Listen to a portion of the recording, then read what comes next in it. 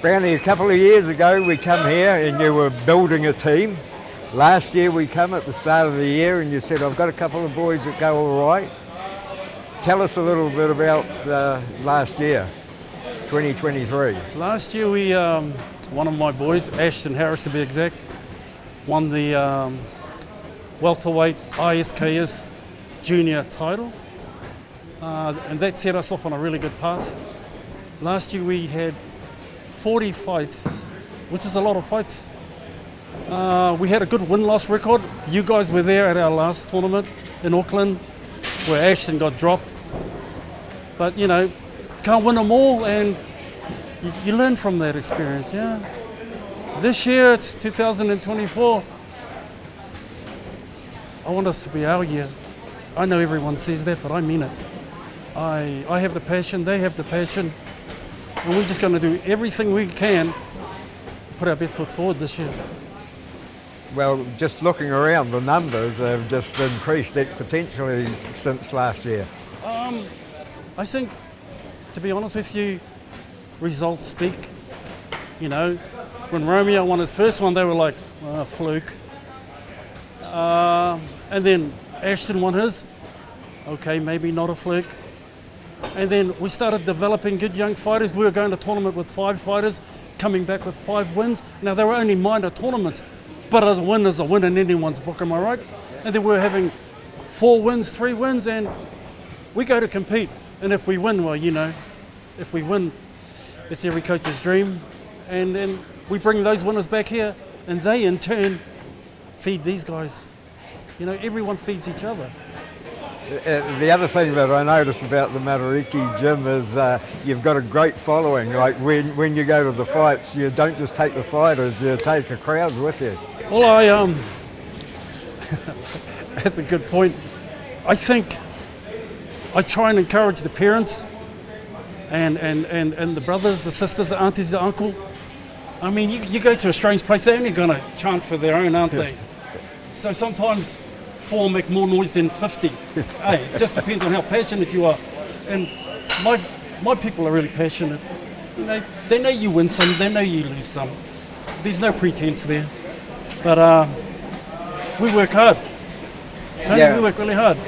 Well, the results are there too. How many fighters do you think you'll have available this year? Well, I've got a tournament here on 13th of April. I'm putting 10 on, 10 fights. Sorry, I'm putting 10 of my guys on. I don't want any more than 14. Makes for a long night. I'm hoping, though this could go south, to have about 40 fights this year. We got training camps like everyone else has got training camps. We're not doing any different to anyone else. But I really want us to do well this year. That's all I can say, really. I really want to do well this year. Have you got a couple of fighters, apart from Romeo and Ashton, that have already stood out last year? Oh, yeah. Casper and Jake Ormsby. Jake is probably, he's the most gifted fighter I know. He's an amazing boxer.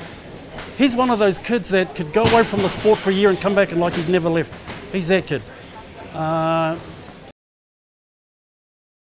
Casper kind of went from 5'6" to 6'2". And what I like about these kids is they win. Like, I'll give you an example. Like when they win, they'll walk up to me and go, "Can I have an ice cream now?" You know, there's no bravado about it. On to the next one. Whenever that next one is, they have to be mentally prepared and physically prepared again. I don't just chuck fighters in because you win a title, that don't mean nothing to me. Do the hard yards for the next one and the next one. Sometimes you might only have 1 or 2 fights a year.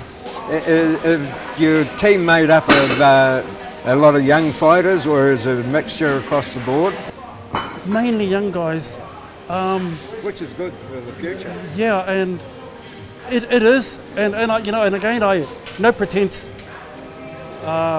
Work hard. That's the bottom line. Work hard, Tony. Everybody wants to win. I want to compete. If we lose, know that you had a fight. You know, But like every coach, we want to win. You talk about putting on a show. Is it going to be a one-off, or is it something that you'd like to repeat through the year? Well, here's the thing. There's so many damn shows on now. You know, there used to be a code of ethics. If you got a show on, everybody else will wait.